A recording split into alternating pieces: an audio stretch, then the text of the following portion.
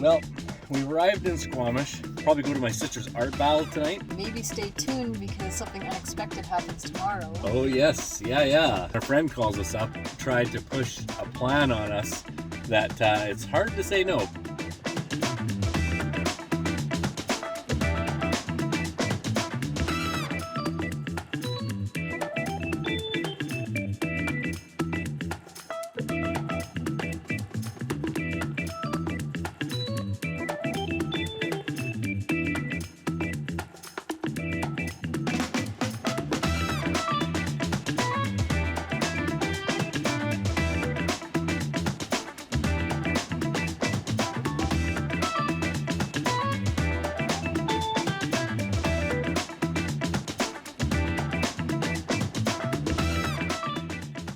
So, got a phone call from a friend as we're rolling into Squamish who said, how much do you want to spend on a helicopter ride? And our first question is, what's the destination? When we found out it was a hot springs, that it's like a 20-kilometer bike ride, a 10-kilometer boat ride, and then another 10 of hiking, we thought, well, let's do it. So we're heading up now, and fingers crossed, the weather isn't the greatest, but we're gonna go and see. And if it works, it works. If it doesn't, it doesn't.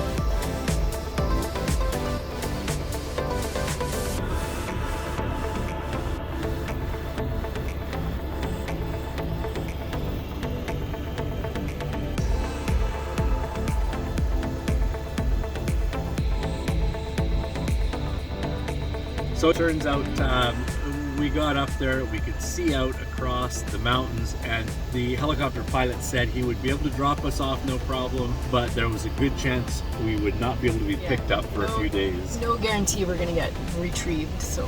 Yeah, and we weren't feeling like walking all the way out, especially we just brought enough stuff for like snacks and chilling, and we didn't bring anything else to hike or anything like that. So anyway, still an adventure. A failed adventure is an adventure, still the same. I mean, helicopter ride, even if it's only like 10 minutes and it's free, like that's still not a bad trade-off, I think. Yeah, no, not at all. It's still a fun little experience. So now that that's wrapped up, we've decided we're just going to hit the road and start heading home to Edmonton. So we got a lot of driving, so we'll probably stay at a rest stop tonight, and we'll see you then.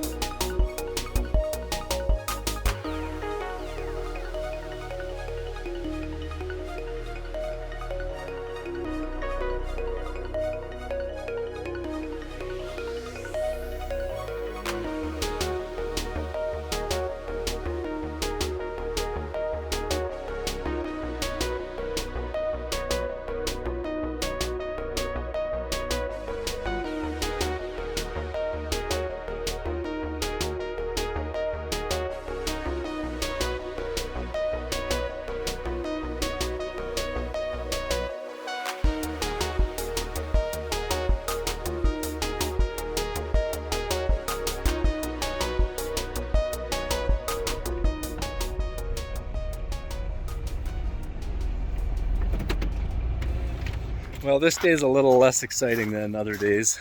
We're actually just traveling home now. We had an exciting morning. I guess, yeah. Exciting enough. The rest of the day we'll probably be driving and then like stealthing. But this is actually a cool thing. They talk about the circle routes they have in BC, so big, huge loops you can drive. We did one kind of right when the COVID lockdown happened and they wanted everyone to not be around other people, and we just hit the road and kind of did the Great Northern Loop. Yeah, I'll put these up so that you can kind of look at them and pause the video if you want to read it and see the loop close up.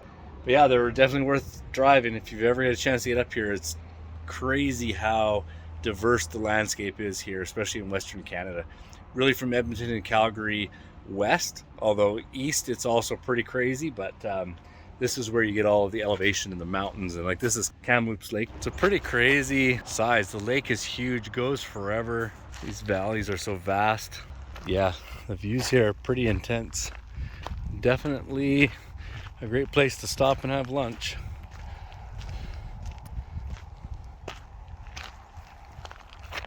Kind of reminds me of the Great Northern Basin, but or the Great Basin. Those hilly parts. The which? Like all those. Oh yeah, the green. Yeah. It's like moss-covered mountains. Mossy covered. Anyway, sometimes we spare you the rest stop breaks, but this one was worth sharing. Every once in a while you get one that really stands out, and this is one of them.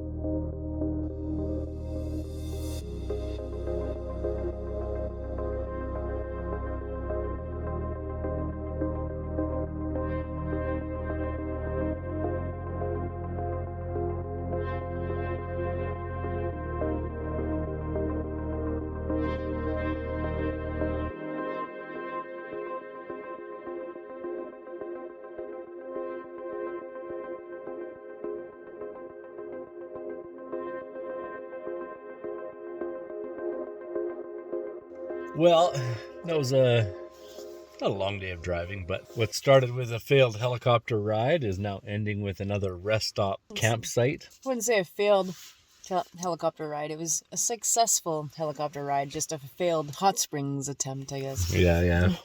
Yeah, we were trying to fly into some hot springs that were going to be quite amazing, and a friend of ours is trained to be a pilot, so we were piggybacking on one of his rides, but didn't quite work out like we had hoped. Still got a nice free ride out of it, though. Yep, got to see Squamish from the air. Beautiful. Mm-hmm. The sun was out until we got to the mountain where we were going to crest over and go back, and that's where the clouds were. But yeah. So yeah, tonight we're camped out at just a regular old rest stop. The great thing about this one is it has Wi-Fi, which is kind of odd and crazy. I think only 4 of them in British Columbia have Wi-Fi, but when you need it, it's actually super helpful. And I do think more of them are going to start getting them. There's signs here that say, please limit your stay to 8 hours. So sleeping overnight, no problem. Rest stops always are for resting. They'll never kick you out. If they do, my strategy has always been to ask them, are you okay with putting a tired, impaired driver on the road? Because sleep is an impairment. You can get a DUI for being too sleepy. And not being drunk or not being under the influence of drugs. This is Eric's favorite thing to talk about. Well, it's and a lot of people are afraid they're going to get kicked out, but that's just what it comes down to. Is just ask the officer or whoever it is if they're okay accepting the responsibility of putting a tired driver on the road. Yeah, no police officer is ever going to say, oh well, yeah, no, I'll take that responsibility. Get out. You know, they'll let you sleep. So rest stops are always safe. Anyways, we're gonna go to sleep. But This is the final video to end this trip that we took. I guess we still have drive tomorrow. Yeah, but I mean, it's just driving and then it's home. So Yeah. So this is like the last installment of the end of the adventure. Yeah, we are going to do a video on dental work in Mexico because I think that's worth its own video.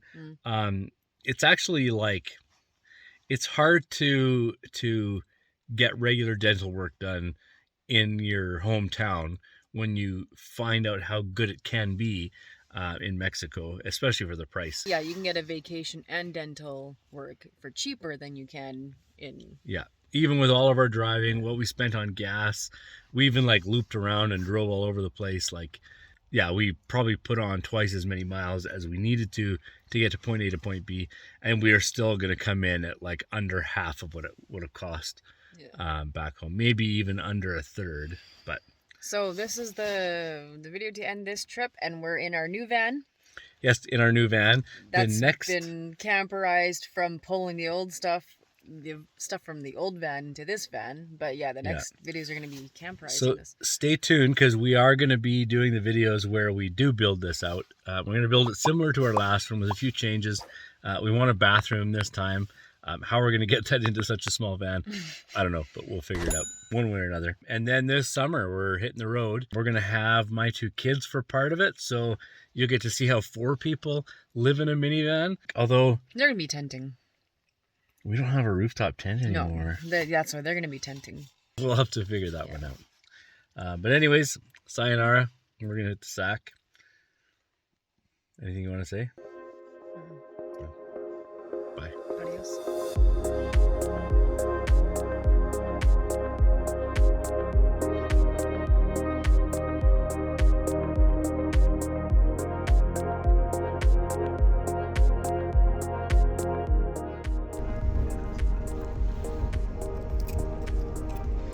You guys are related to goats. You're part evil. Hold on. There's one in front of us too. This one wants to fight. He's walking in front of us. Aww. Bah! Can you imagine if one rammed our vehicle? That would suck. Would you guys do that? You just want salt. Goodbye.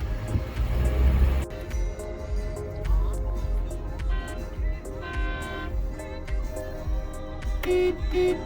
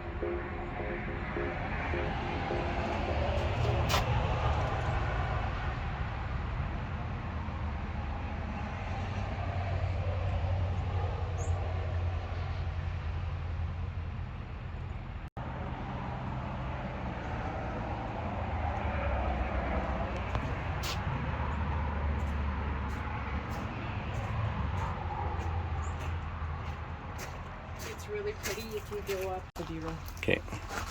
Is the van open? No.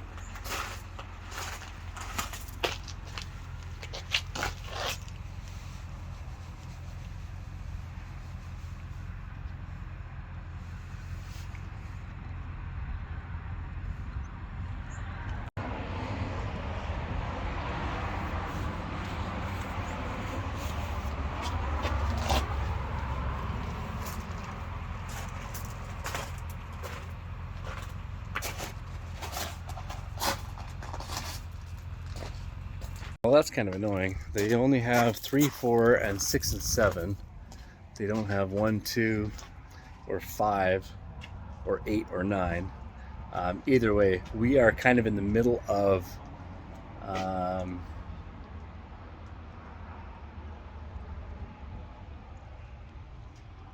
4. Yeah.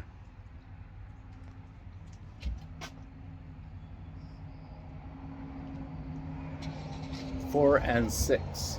But yeah, definitely worth checking out.